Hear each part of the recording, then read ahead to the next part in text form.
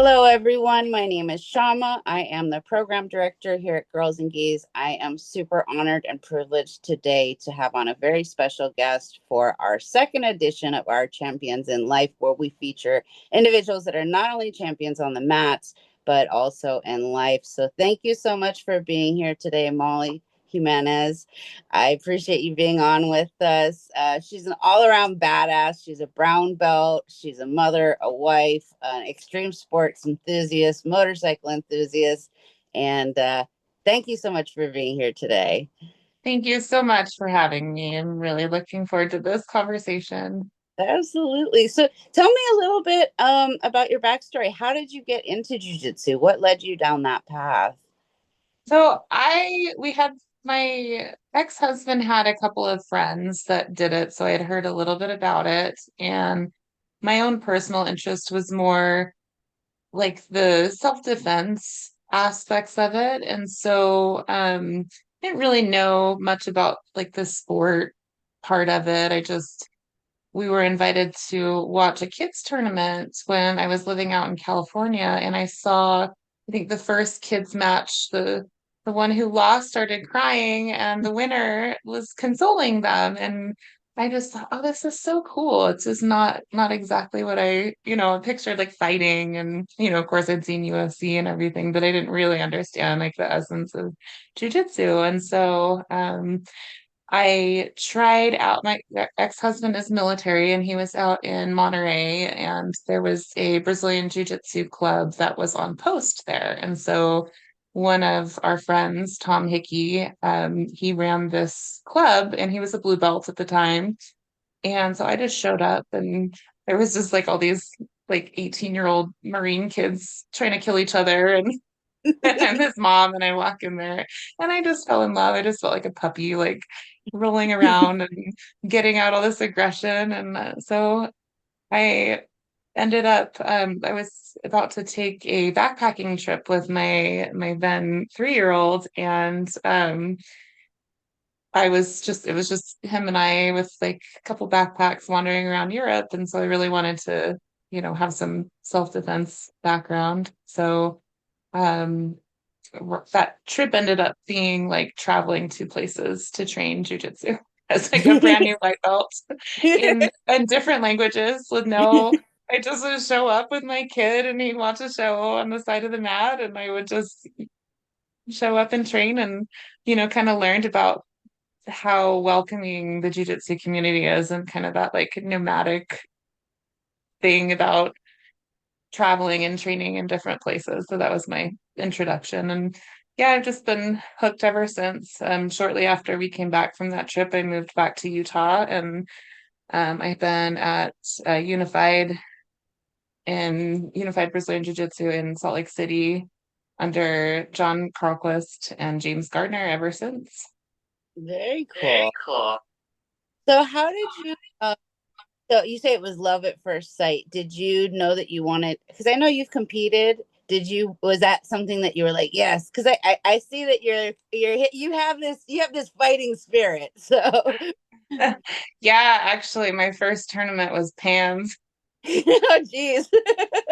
Like, I want to say like 4 or 5 months into, let's see, what would have been? I think it would have been 5 months into training. I didn't know what PANS was though. So my friend Jeremy, who was also the other friend, he was the one who invited us to the kids tournament. He's amazing. I don't know if you know Jeremy Montez. No, Um, personally, no. he's awesome. But he invited me out there with the group. It was like, hey, we're all gonna go compete at PANS. You want to do it? And I'm like, okay. I had no idea what it was. I went out there and I got my guard pass like that. I got my back taken. Like when somebody takes your back and like sprawls you out with your legs like in the air, like full on, like the most embarrassing submission ever in like less than 2 minutes by this girl that was, kind of at the top of her white belt. And that was my first tournament experience. And I thought, never again. I will never lose like that again. And I went on my biggest winning streak I ever had. And I won every match for like the next, I don't know, 10 matches or whatever it was after that. I was real determined to not let that happen again. And I trained really hard. So, That- yeah.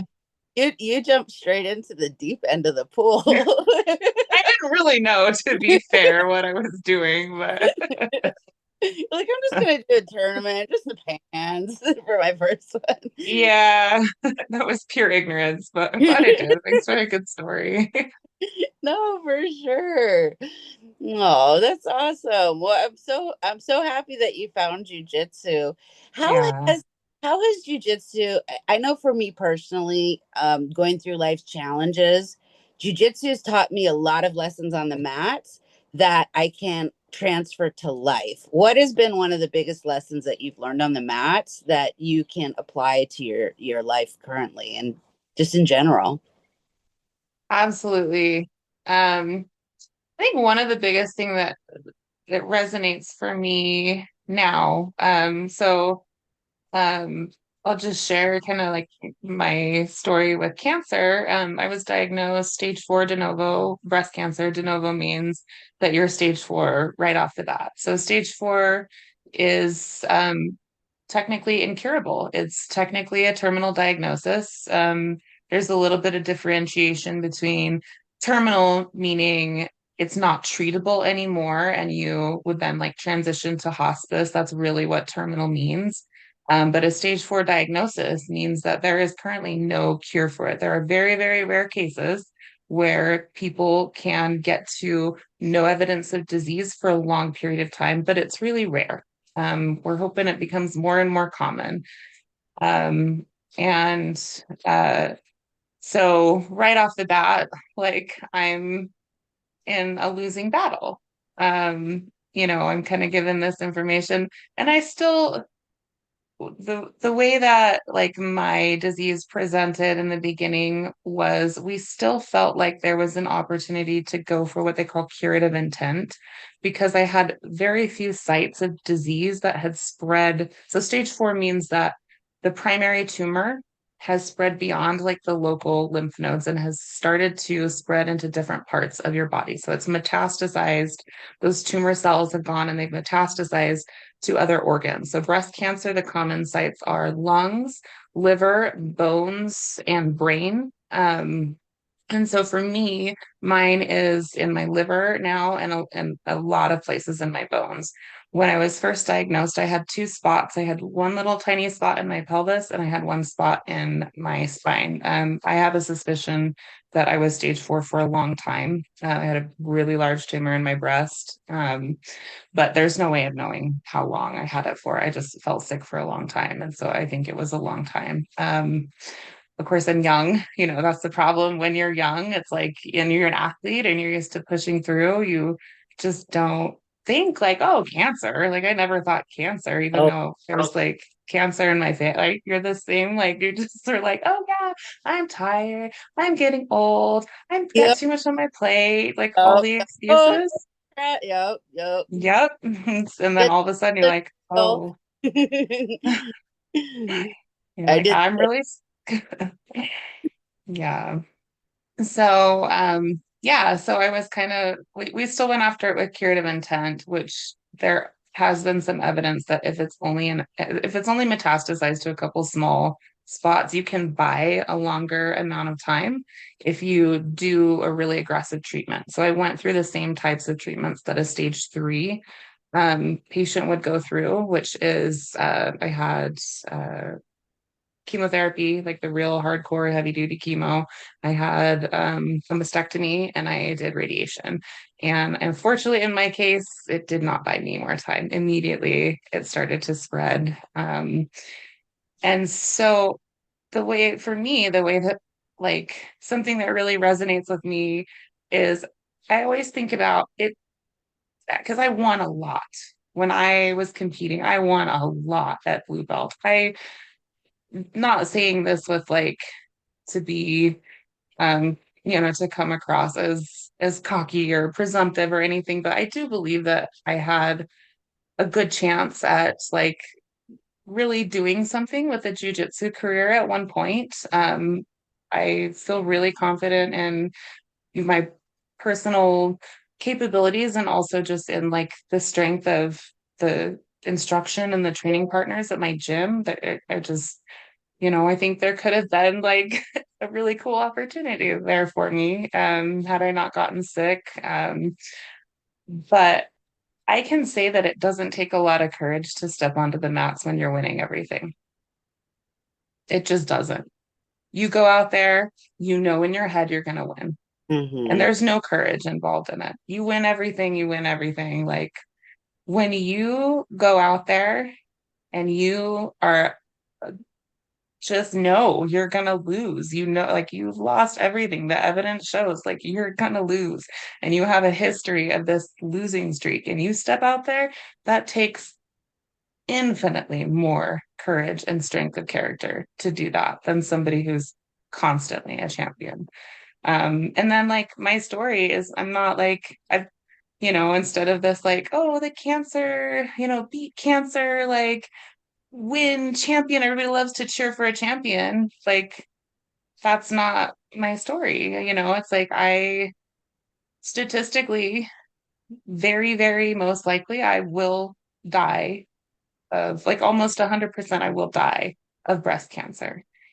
And my goal is to fight as long as possible. I am out there um, down 20 points, getting smashed and fighting with every single thing I have because that's all you can do. You're going to lose the match and you're still just like slamming yourself against the cage. Like, I don't give a fuck. I will fight. Yeah. Sorry, I don't know if I can No. swear on here. I'm going to fight to the end. And yeah. And so you shared something with me. You had talked to me about doing this podcast about a week and a half ago, and you invited me to do this. And then some things came up for you, and now you really understand what I'm going through. So Oh, if you're okay with talking yeah, about what's going on for you right now. absolutely. So it's interesting because I was like a loser. I was losing, losing, losing jitsu. I was just one of those people like I just got my black belt because I kept showing up. And then I finally started to win. So like my whole journey, man, oh God, it has been like the valleys. It's like this. There's no and so I learned early on to like build that confidence from like just like, okay, perseverance. Like, okay, I lost that. I'm going to keep going. I lost that. I'm going to keep going. And so actually, since you and I talked, so I was diagnosed with ovarian cancer in September of 2023. And I did 4 rounds of chemo. I had a full hysterectomy and I was stage 1C when I was diagnosed. And it was promising, but it was aggressive. And so I've been monitoring it and it's been kind of weird because it's been like, oh, that could be, then it's not, that could be, but it's not. So it was trying to settle somewhere and it just wasn't. And so last week I had to do a PET scan and that's when they had found that it actually had gotten into the nodes. And instead of being a reoccurrence as a variant, it spread into my spleen. And so technically I'm stage 4 as well now. And I don't know if it's because I've lost so many times that like my mindset is like, well, okay, let's just keep going. And I know one day maybe I won't be the winner as I want to be, but I'm going to keep like you, I'm going to keep fighting every day because that's all I know how to do. You know? Mm, And I mean, I don't know. It was very weird. Like when I first was told that this was happening, my knee jerk was, it's going to be okay. yeah. I don't know why. Like it was just like, it was like a peaceful, it's going to be okay. Like whatever this Hmm. happen, I can do it. Yeah. And I mean, at this point now, the doctors are like, well, we'll just keep cutting it out as it pops up. Right. And I'm like, well, I'm not going to listen to that. I'm just going to do my best. And in a crazy note, I've been like talking to my little spleen, and I'm like, sorry, little spleen, thank you for catching all the cancer. Like, I've, instead of approaching it as like, yeah, fuck cancer, which I was the first time, I'm like, Yeah. thank you, cancer. Let's just all exist. Let's slow down. Let's just try to Mm-hmm. exist and give me as much time as we can. Because the truth of the matter is that we are all living on borrowed time. You know, Mm-hmm. we are all dying. Some Yeah. of us just know it a little bit more than others, and Yeah. like is knowing like a good thing. You can take it and look at it as a bad thing and think of everything you're going to lose, or you can know of it and go, I'm going to live every day like it's going to be my last. And Mm-hmm. I don't know how I've gotten to this point, and don't get me wrong, I cry myself to sleep and go, why me, because everybody does, Yeah. right? But Uh-huh. I think ultimately one thing that's helped me through this journey is mindset. And it comes from Mm-hmm. that competitor, and comes from being that competitor that just kept losing, that little engine that kept just, yes, I think I can, I think I can, right? So that's where I'm at right now in this journey. And I think no matter what stage I get at, I think just being grateful and finding that love and finding that light. And my birthday was yet like 2 days ago, and it was Oh, happy birthday. and it was kind of a bittersweet one at first, because I was like, well, I could choose to be sad because I don't know, maybe this could be my last, or Yeah. choose to be happy that I've been given 46 years on this beautiful earth, Yes. beautiful life that I've been given, and all the many blessings. And so that's where I'm trying to just hold on to, and it's hard. It's so hard staying positive when you just want to like melt into the world and just cry and go. Yeah.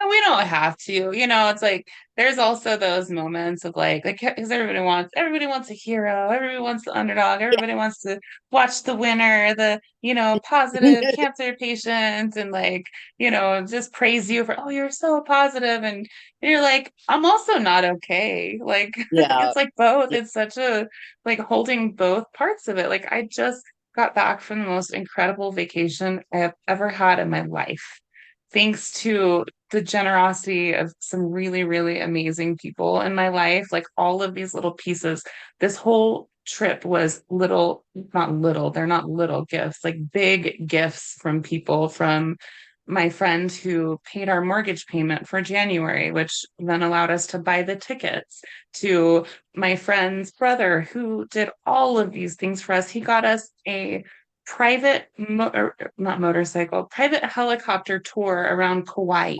for my Wow. family. I cried the entire thing. And I just thought, how lucky am I that I get to do this in my life, that I get to be here. And I held both parts of it. I Mhm. held, if this is my last vacation with my family, this is it. This is the one. This is perfect.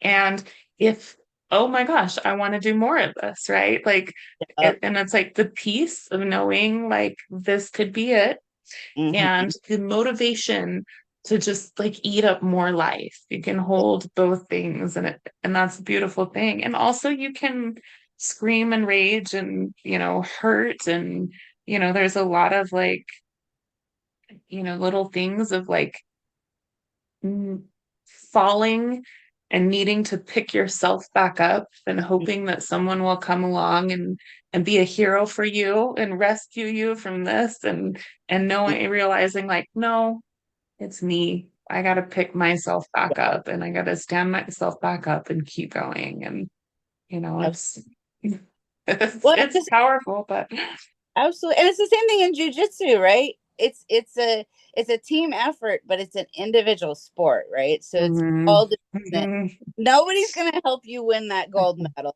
Nobody's gonna like, it's you, right? Mhm. All you. Yeah, yeah. So many parallels. There's So many parallels. stuff, and like, I mean, it's just like I said, I mean, we're all living on borrowed time and living each day to the fullest and with gratitude and love. That's what's helped me kind of Mhm. journey so far. And as you know, it takes lots of twists and turns and it's a process, right? Yeah. But Yeah, and it's like we know what our Grim Reaper looks like. I mean, we know we can see the stories, we can learn about what dying of cancer feels like, looks like, what the process is like. There's a lot of information out there. There's a lot of stories out there of like what it's like when, when you go, when you say your goodbyes and the body dies, like you can learn how will my death look like? And you can process that before it happens. And one thing I always think it's like there's something beautiful about like having some choice about how you die. yeah, You could maybe choose where you die. You could maybe like choose, who's there when you die. You can say goodbye to all the people that you love. There's so many, when we lose someone suddenly, it's just such a shock to the system.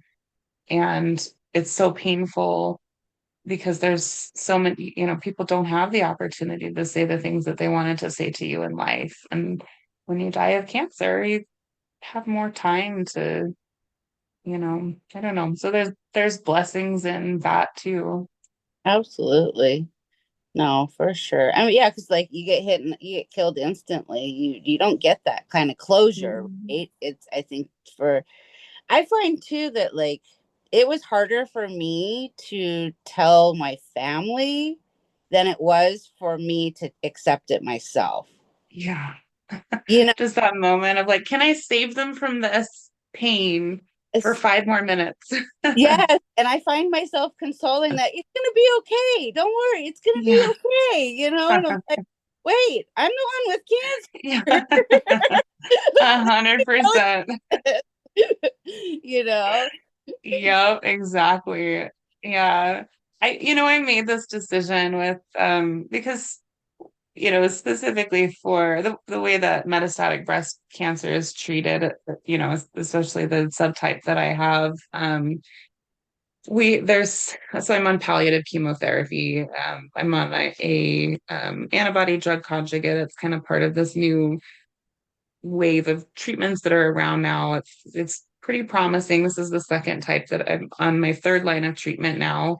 When I failed my first line of treatment, especially because we have this like curative intent, like that we were doing, and so there was like so much hope, like, oh yeah, I'm gonna be like no evidence of disease for a long time, and it'll be so easy. I can take these pills, and I'm not gonna have to go in for infusions and chemo-based treatment. And so when that failed, it was devastating, like truly just absolutely devastating. And I had that moment of like, I mean, even though I know it's stage 4, like this is how it works, this is what happens, it just was so fast and I wasn't prepared mentally for it. And I had that moment of like, my friend came with me to the appointment and I wasn't expecting the bad news. And I just cried and I thought, I don't want to go home and tell this to my husband. Like, I just don't, I want to just like, I don't want to do this to him. Like, to tell him this treatment failed and now I'm here. And,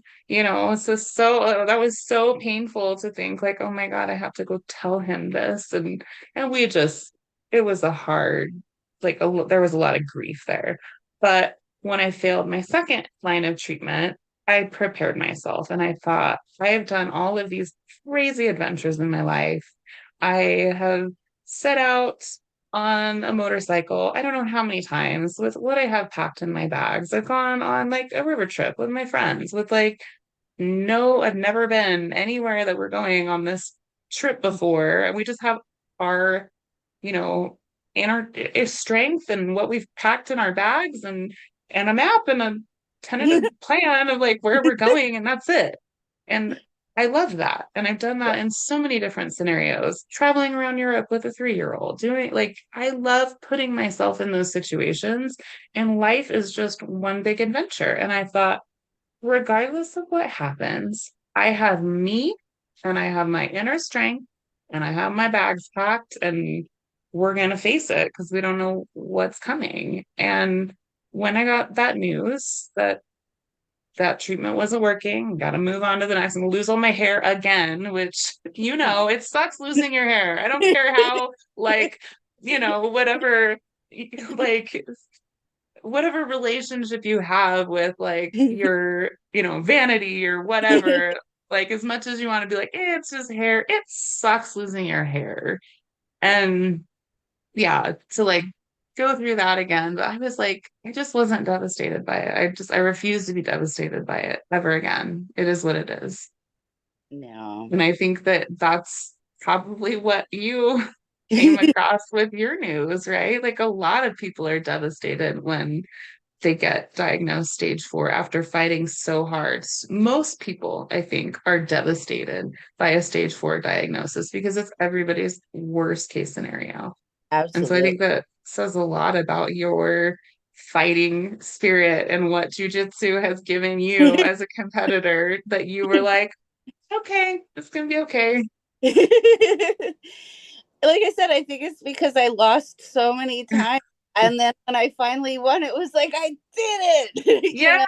Like, and so like I know what it's like to just like go up against life with like odds that are against you and just be like, I'm gonna do what I want to do, and I'm gonna give it everything I have, and I'm just gonna see where this journey takes me, right? So, Yeah.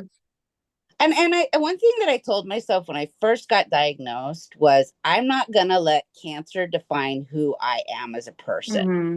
I'm not Yeah. gonna let this disease. I'm not Shama with ovarian cancer, and that's who I am. No, I'm still Shama, and I just am living with this disease, and I Hmm. live my best with this disease as long as I can, and it's not And easy, but you do what you can and you try. I don't know. Like I find that approaching life with love and gratitude and forgiveness is really my theme right now, is just letting go of like petty little things that would have upset me, and letting go of all the little things and the people who have wronged me in my life. And that's what I've been doing a lot of lately when I got this new diagnosis of, for me, I feel like my cancer manifests in anger, and I mm, tell it was settling in because I was just getting really angry about things. mm, Really not like an angry person, but I would just get, my fuse was like this.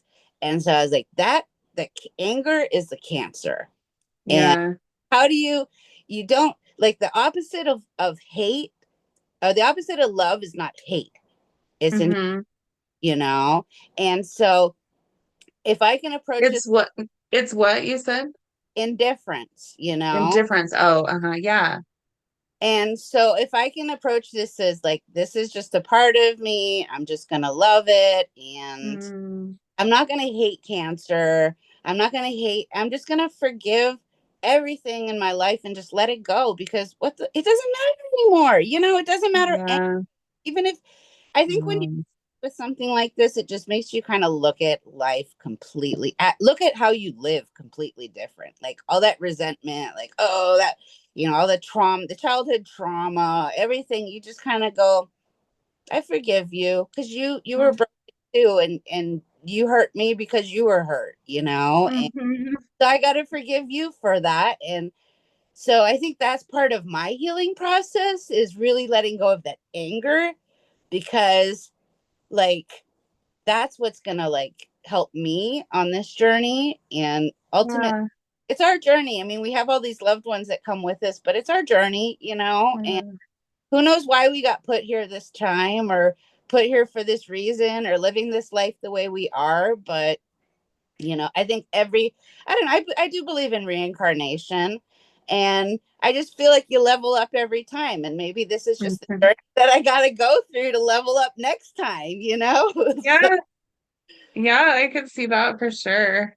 Well, and something that I love too that you're doing with your situation now too is like you're continuing your community building, because something that's really, really important, and also something that I would recommend to you and any other um cancer patient. How old are you?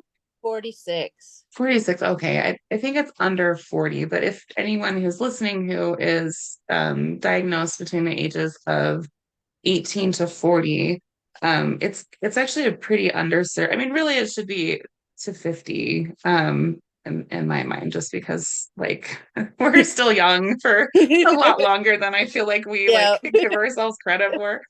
Um, but there's an underserved like cancer community because there's a lot of support for pediatric cancer.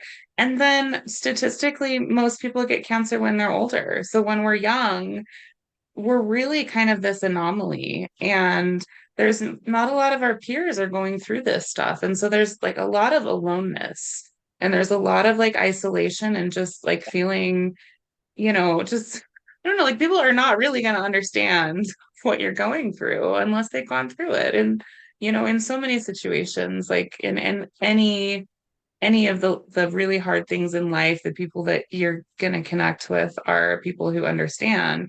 And so something that you've spent your last, however many years, but when did Girls and Geese start? 16 years ago. Still, yeah, 16 years in an underserved community because there were not that many women who trained jiu-jitsu and particularly not that many upper belts.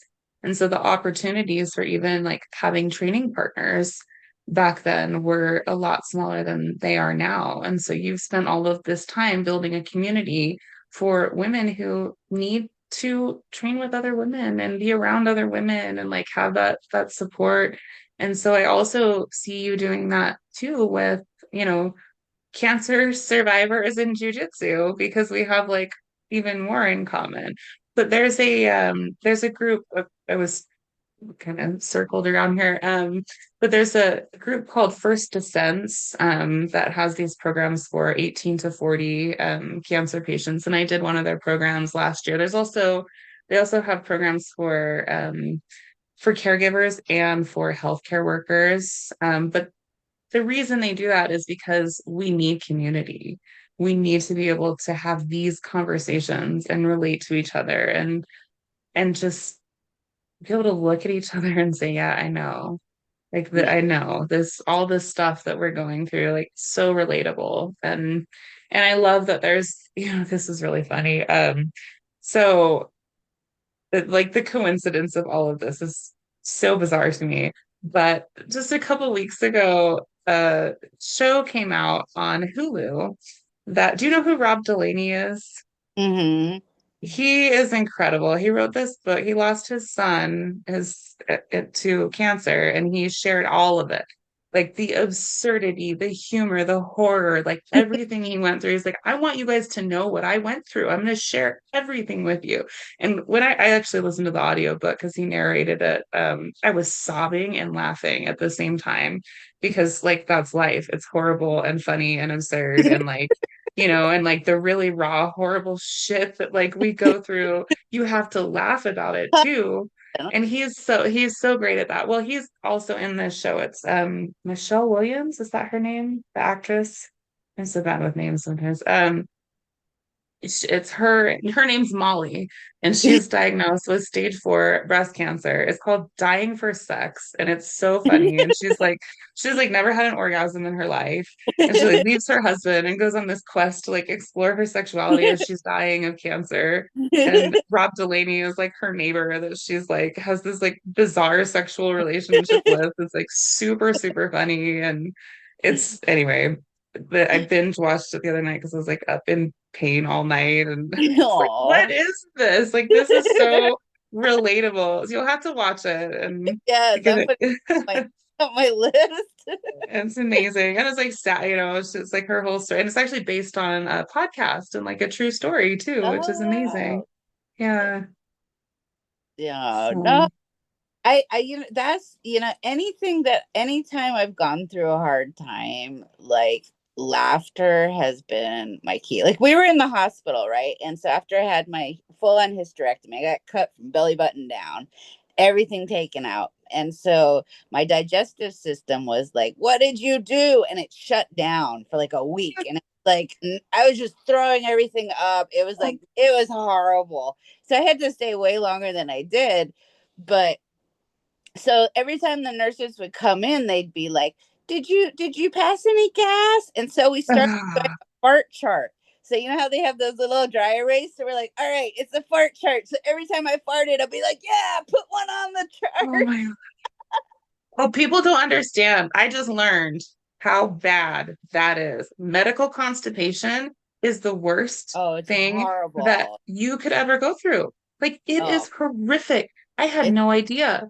I oh, just eat like having farts not move through your system and like having a blockage in your system. Like, I felt like somebody was stabbing me in the spine with a knife. Like, yeah, that's how bad it was. yeah. And every time I poop from like ever since my poo incident, every time I poop, I just want to like cheer. You're Like like, I am yay! so happy that I pooped into this. Like this was actually just a couple weeks ago because I had IV antibiotics, I had my chemo, and then I had like liver pain that I had to take Oh. opiates for. And so, and it was just like the perfect storm of like poo blockage. And my friends rescued me, my jiu-jitsu girls. Like one of them, she came over to take my kids to school so that my husband could go to work.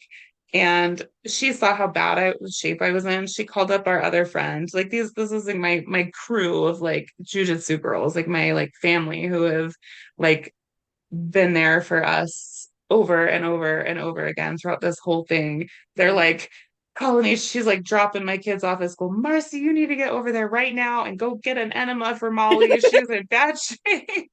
And so my friend shows up and she hung out with me and like she like laid in bed with me when I was just like in all of this pain, like working on her computer. She cleaned my house. She like yeah, Oh. and just and she's been through it through like she went through something similar when she was pregnant. And so people who Oh. like know what medical constipation is and how like horrible it is, Oh God, there it's is another level of understanding. She was like outside the door. She's like, Molly, if you pass out, I'm here, okay? I'm just right here outside the door. So she was even like, do you need me to help you with the enema? That's the kind of friend she is. Like, no, I'm good. yeah, I finally got to the point where I had to have one, and we were joking around with the guy, and we were like, "Oh, I'm just gonna get rotor rootered," you know. And then I was Yeah. taking it, but where my mom's like, "Do you want a picture for this?" And I'm like laying there, and then the guy all of a sudden he's like, he's like, "Yeah, sometimes I get the poop sprayed on me if they don't hold it in long enough." That's hilarious. I mean, you You have to laugh. You have have to. to. You can't get through something so demoralizing without laughing. Like it is demoralizing. Like all this stuff, like all the stuff that I mean, just talking about like another thing that was in this show that was really relatable was like how traumatic radiation can be. There's Mm, something about like the situation that you're really vulnerable, especially like as a jujitsu practitioner, like you're never on your back. If you're flat on your back, you are in danger. The feeling of being flat on your back in any situation is it's not like it goes against everything in your instincts. Like you are in danger if you're flat on your back. And so when you're laying on this table and like people are treating you like not like just a body, like not a person, yeah, and they're not poking. talking, and yeah, it just and you feel so dehumanized and you like it and you're exposed and you know you have like all this stuff going on. And so for me, I had this reaction um and it was so interesting to see this portrayed too. Like I'm clearly not the only person who has had this reaction to radiation because it's like in the show, she's laying there going, stop. It's like, oh my God, I know that feeling. So right before I saw that show, I had actually here's me alone in a room with three men. One was my radiation oncologist, and there was two fellows there. And I was just crying and I was talking about like the trauma of going through radiation. I was like there and the first response, which wasn't a great response, they handled it really well afterwards, but the first response from a radiation oncologist was like, we've only ever had like glowing reviews of our radiation technicians. And I said, yes, because people will not speak up. We Mm-hmm. freeze. We're not going to, this is hard for me. The fact that I'm here crying, telling you how Mm. this affected me. Most people will not speak up. And it is, you have to understand that cancer treatment by nature is not a consensual situation. You have to, I don't care how much you are consenting. When you learn about consent and when you learn about, if you go through safe sport training and you understand how an athlete coach relationship is by nature not consensual, there's levels to like consent doesn't mean you're like, okay, like there are levels to what consent really means. When you are faced with a cancer diagnosis and all of the evidence shows that the medical recommendations of the doctor will give you your greatest chance of survival, you are doing something with a gun to your head because the alternative is death. And you can go on and on about alternative therapies and this and that and whatever, but if you really look at the statistics, and anecdotally in my life, everyone I know who went against the recommendations and decided to do some natural, whatever, different, something different is not alive today. No. Most of the people I know who did all the conventional treatments that are available and recommended by doctors, most of them, the vast majority of them, are alive today. And for me, that's enough to say, this is a gun to my head. I have to choose to go this route, but it's not true consent. I'm not consenting because the alternative is death. Like, and so you have to understand that if you work in the medical field and you're dealing with someone who is not really there because Yeah. they want to be. Oh So, yeah. No, like that's 100. So that my doctor is a teaching doctor, and so everybody that goes through the University of Hawaii goes through him, like everybody. So like every time I go in there, it's like, okay, well, and I had ovarian cancer, so like I can't tell you how many like pass I've had in exams. It's like, all right, and then it's like, all right, the student goes, all right, the doctor. I mean, I at first it was weird, but now I'm just gotten so comfortable, like okay, this is just my body. Like here, just do it, and it's a weird, yeah, horrible feeling. And like, so, and like exactly with consent, like I did not want to do chemo. Like I have fought my whole life to keep chemicals out of my, same. live great. I'm like, how the hell did I get cancer when I know somebody who just eats junk food all the time, and I eat super healthy, and I didn't take my vitamins, and I did jujitsu. I was doing everything right. I make my own cleaning products, everything, you know. Same. And I'm like, what the hell? Like, what the hell are these odds? And so when they're like, we want you to chemo, and then the nurse comes out in like this hazmat suit holding it, and you're like, that's going in me? No. I Mm-hmm. started Yeah. crying. I was like, I don't want to do this. I don't want to do this. I don't want to do this. But I knew I had, Yeah. you Yeah. know. Yeah. And you have to put so much faith. You Yeah. have to choose to, I, everything you just said, I identify with like 100%. Absolutely. Like I don't even like the smell of chemicals. Like I Yeah. can't deal Like, with like strong smells. Like I don't like I'm like I mean I clean mostly with like scalding hot water. Like that's like my prefer I don't know, like I'm just not I don't like chemicals because and I don't know, maybe like instinctually I knew because I was around a lot of chemicals and exposed to a lot of chemicals like through work. I did construction for 20 years. And so and maybe it just I kind of knew like all of that stuff, like maybe did some damage. I don't know, like instinctually I knew I needed to like stay away from it as I got older and now I just have kind of an aversion to that stuff. But yeah, I mean the putting the and this is I might as well share this just because I've shared it with a lot of people and I think it's worth sharing. I want to talk about psilocybin.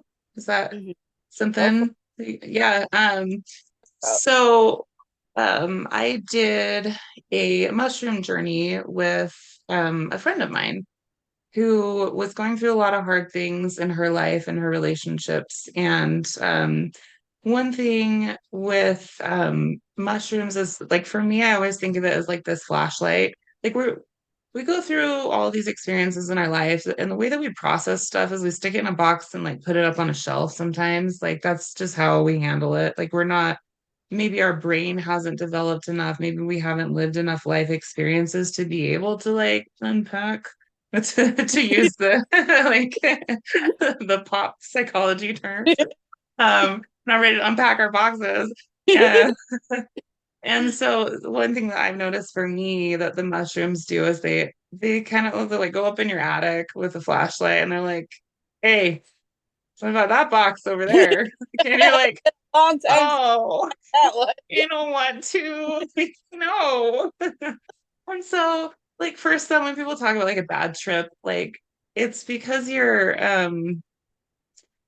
don't want to deal with that stuff. Like like there's really deep, heavy, hard shit that we go through in our lives, like really damaging, painful stuff, and we carry that around with us, but we have it stowed away in this box. And so for me, like with a mushroom journey, like it gives me truth and it forces me to kind of like open up and look at those things. And it can be a painful process. And so right before I went through, when went to start chemo, I just, oh my God, it was so scary to me. The whole thought of it, I'm like, well, I'm doing it because I know, I mean, both of my parents are cancer survivors. My dad's been living with stage 4 liposarcoma for 4 years. I have a niece who's a cancer survivor. My mom she had a bone marrow transplant like 8 years ago and she's alive today. And, I've seen how this stuff works. And so, but in my gut, I was like, God, this is so scary to me. Well, Yeah. so for me, I was like, well, I want to process this stuff, right? And so it was funny because my friend, she had her stuff in her life that she was working through. It was really painful for her. So like the truth that she was seeing was really hard for her. She was fighting against it and she was like mad at me. She's like, you gave me too many. And like was just like she was like rolling around on the ground, like, oh, like this doesn't feel good. And I'm like, you have to let it work.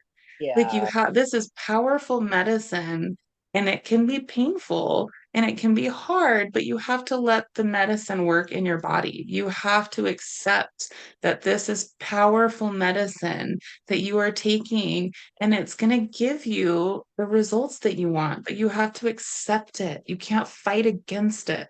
And so I kept telling her all this stuff. So I spent all of my time kind of like walking her through what she needed.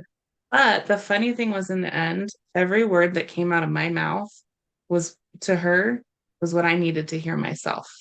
It Yeah. was as I was going into this chemo, this is powerful medicine. I need to accept it. It's going to be hard. It's going to work in my body. We're on the same team. Everything I said to her was what I needed to hear, which is just an interesting, like, powerful thing about psychedelics and, just something I've shared with a lot of people. And I think that's, sometimes I think the messaging in that is sometimes the things that you share with other people and things that you give to other people are the things you need to hear yourself.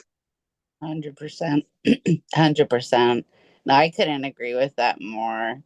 Yeah, I've that I can relate so much to that. Like, and like one thing I did during chemo too, that I had like a mantra, and I can't remember where I got it from, but it was like, I'm going to accept everything that heals me and release everything that doesn't. And Yeah.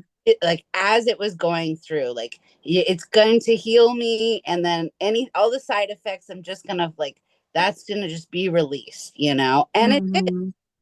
it it really helped tremendously, because I was scared. Like I said, I mean, I was shaking and I was crying. Mm. First, it's just like, you don't have to do this. And I said, I know I have to, but I don't Yeah. do. Mhm. I think it's like when you're faced up with something like this, you really truly realize how strong you are. I mean, Mhm. I always thought I was a strong person, like, Mhm. but like I didn't understand the depths. And this whole experience for me has been extremely healing. You Mhm. Not just Same. because I'm looking back at life and going, oh, maybe I shouldn't harbor that resentment for this, or maybe I shouldn't harbor that. And like you said, going through the closet or going through the attic and going, ooh, that box is, I don't know. But it kind of makes you face a lot of them when Yeah. with something like this because you realize you just got to let go of it too. Mm, yeah. Yeah. I've had a lot of healing and a lot of just really understanding how strong I am and also like my shortcomings too and like really realizing like what I need to work on. Yeah. You know, just like my relationship with my kids and like my especially my oldest like well, part of it is like I'm on steroids right now to deal with pain. I've had it over the last like just over a week, I've become very disabled. I've just been dealing with constant pain out of nowhere. Like a couple weeks ago, I was training jujitsu, and now I'm using a walker and a cane. So that was a pretty big transition. And then I'm also on pain medication all the time. I mean, there's really like I have to take heavy duty opiates at night. I have to take pretty strong pain medication on a regular basis during the day. And that's a hard thing for me because, like I'm not somebody who I've never been on pain medication like this in my life.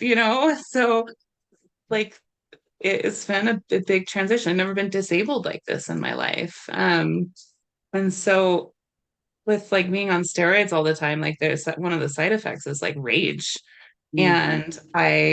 And I'm a yeller anyway. That's something that I struggle with. But like I just, some of my interactions with my son, I'm like, what are you doing? Like, what, this is not okay. Like, you can't be talking, screaming at your kid and your husband and it's like, I mean, it's hard because it's so out of control too, because it's part of it is just a side effect of this drugs that I'm on. But man, it really makes me examine like, okay, where does that come from and what can I do to change that? Mhm. Because you can't just say, oh, it's the medication, that's it. Like it comes from somewhere. Like something is triggering that. And, I have to really look at myself and go, like, what do I need to fix about myself? Because I don't want that to be like this big memory of, I want all the happiness and joy and like the peace that I'm feeling from, you know, just enjoying life, knowing that it's limited. I want that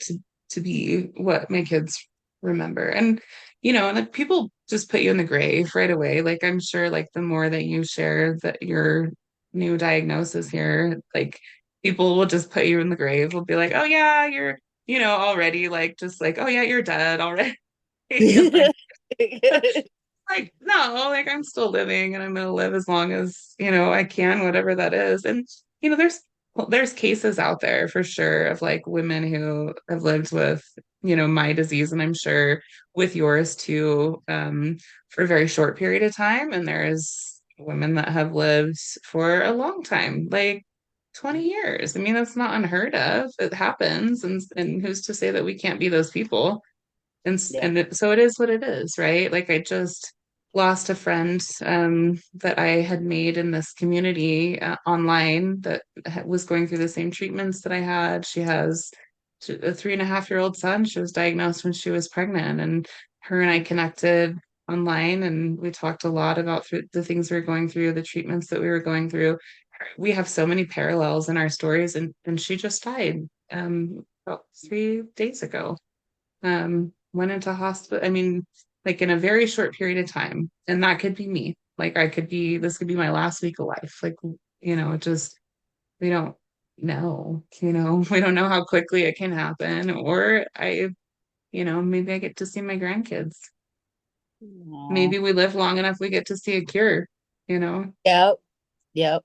Absolutely. When you go and you look at the money, yes, there is Answer. there's a lot of like a lot of the funding comes from the pharmaceutical companies, but think Mm. how much money they would make if they had a cure. No.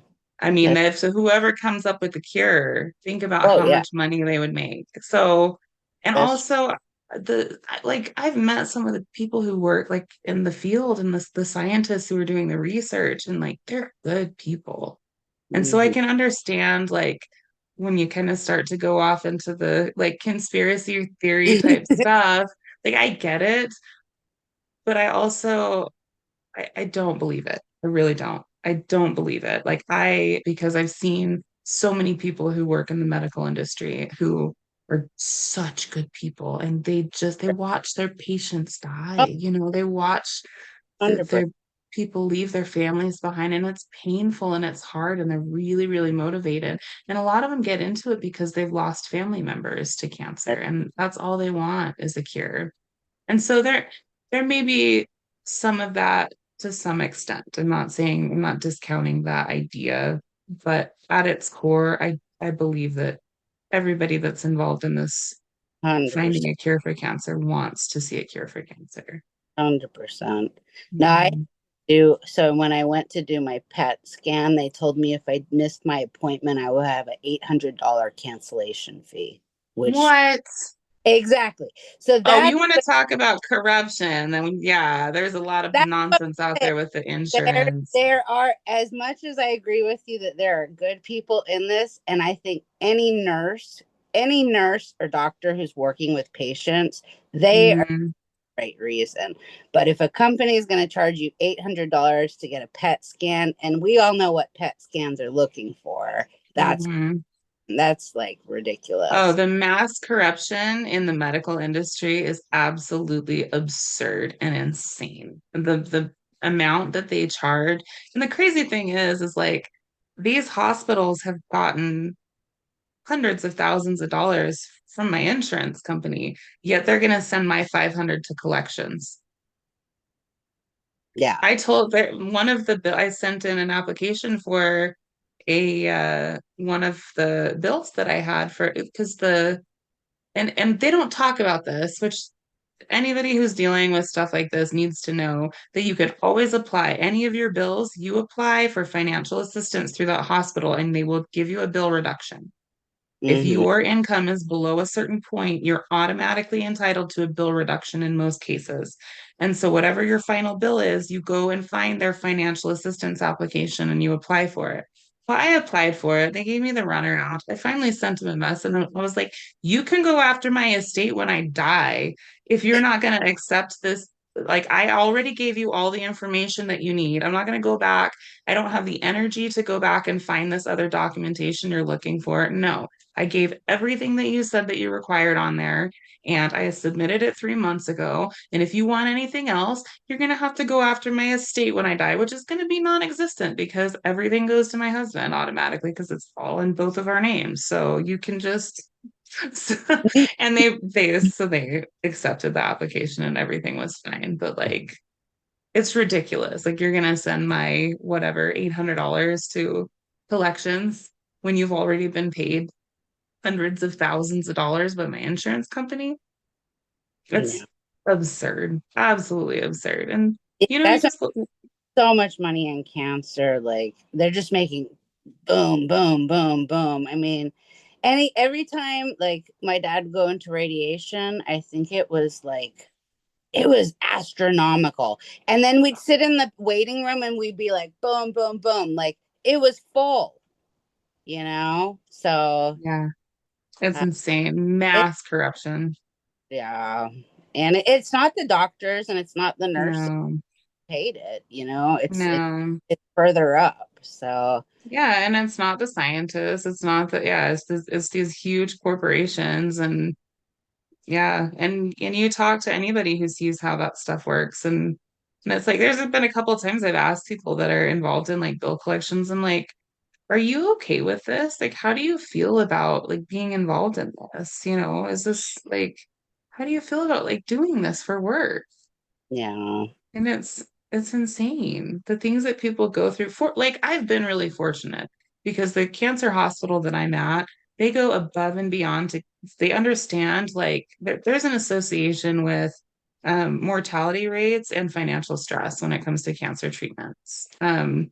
And so this cancer hospital that I go to is really, really good about making sure that you don't even know that there's a peer-to-peer going on. And for anybody who's listening, a peer-to-peer means that your insurance company, some general practitioner is telling your specialist that what they are requiring for your treatment is not medically necessary. So you have a general practitioner telling an oncologist that what they have prescribed is not covered, which is Mm, insane. So then your specialist has to call the general practitioner who works for the insurance company and argue the case that what they, as a specialist, are prescribing for you is medically necessary. And that whole process is insane. That's called a peer to peer. And they have to do it all the time. So they won't even let you know as the patient that something was denied by the insurance company. They go and fight behind your back and make sure that you're not involved in any of the stress that's going on. And that's how it should be. Like you shouldn't even the whole process with the insurance companies and hospitals just like total madness. it absolutely is. I'm curious, like what advice would you have for somebody who's listening to this now in like navigating through this journey? Um, a lot, I guess. Yeah, how do we I mean, yeah, and like at what phase? I don't know. That's a hard one to answer because there's so I know, many like right? pieces of it. Or accepting. How about acceptance? Let's go from the beginning. Acceptance. Um, just like really understanding that you are capable. You don't have, and I've said this in a lot of different contexts.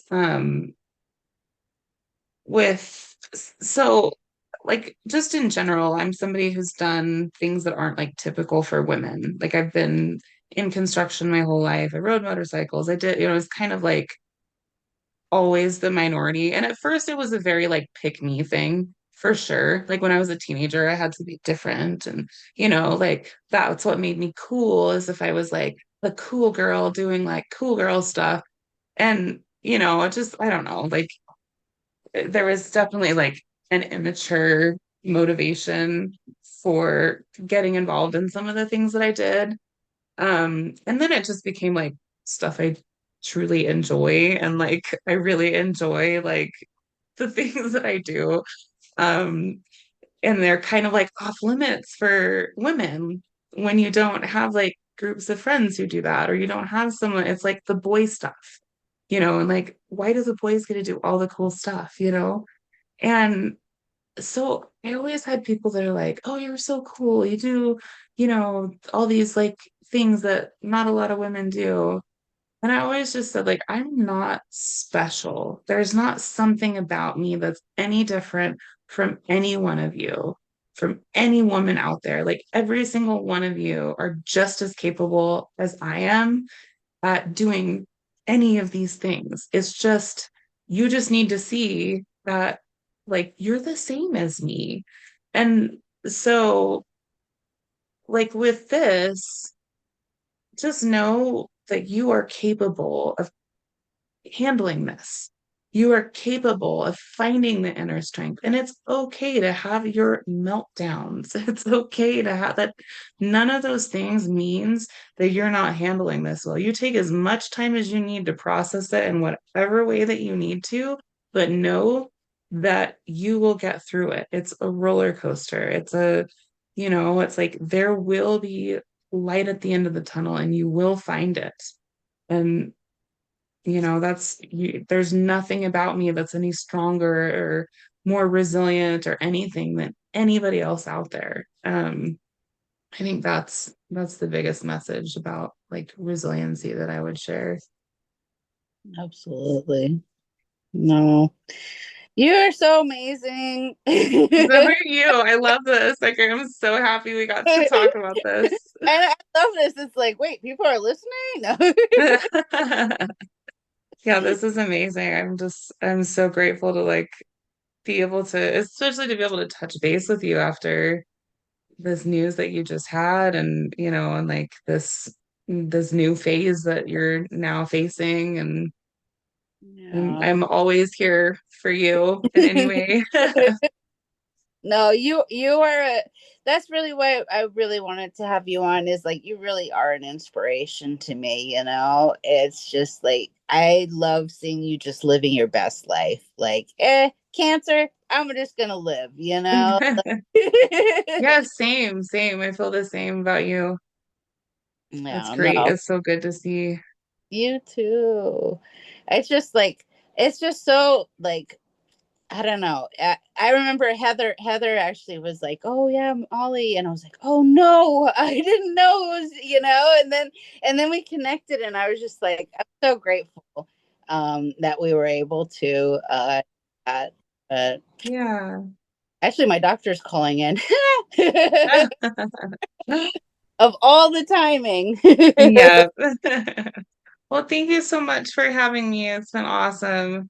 Oh, absolutely. Thank you so much for connecting and sharing your journey. And I love how like your resilience on the mats has helped to guide you on this journey. You know, I for me, I see jujitsu as a tool, right? Hmm. Is just a tool. Like some people it's yoga, some people it's meditation, some people it's like getting in the zone on a motorcycle. Like it's a tool, right? Like to be able to just better ourselves. And that's ultimately, I think that's the journey that we're all on, right? Is Yeah. to be able to just live life and just keep going. Yeah. That's what we do. Keep That's what going. we do. Well, thank you so much for being on today. Thank you. And it was such a pleasure. Thank you, everyone, for tuning in. I hope that you learned as much as I did from this experience. And, you know, like I said earlier, just live life to the fullest, live every day like it's going to be the last, because none of us are guaranteed anything, regardless, cancer, non cancer. Like, we're just live your life as you want. Amen. Well, thank you again. And thank you, everyone, for tuning in. And we'll see you guys next time.